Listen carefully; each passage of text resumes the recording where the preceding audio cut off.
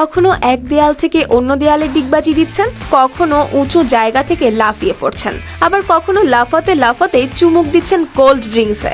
দেখে মনে হয় যেন পুরো পৃথিবী তার খেলার মাঠ।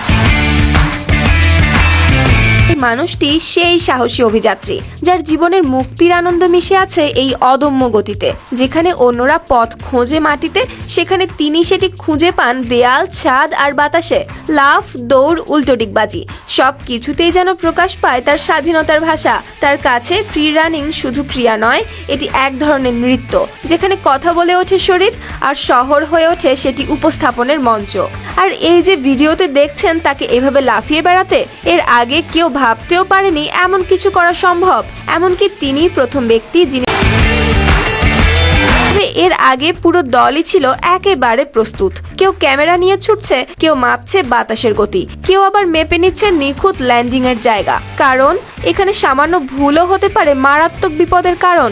এরপর শুরু হলো গণনা, 3, 2, 1, তারপরই দৌড়, এক ঝটকায় লাফ, শরীর ঘুরল আকাশে, আর নিখুঁত ভারসাম্যে তিনি নেমে এলেন ছাদের কিনারায়। দেখে মনে হচ্ছিল মানুষটা যেন সত্যি মাধ্যাকর্ষণকেও হার মানিয়েছে। পরে অবশ্য ডমিনিক বলেছিলেন ছোটবেলা থেকেই নাচ আর ফিগার স্কেটিং তাকে শিখিয়েছে শরীরের তাল আর ভারসাম্য বোঝার কৌশল। সেই রিদমই তাকে এনেছে ফ্রি রানিং এর শীর্ষে।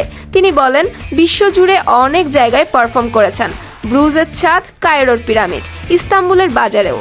কিন্তু নিজের শহরের এই অপেরা হাউসের কাজটি ছিল যেন এক অসম্ভব স্বপ্ন পূরণ।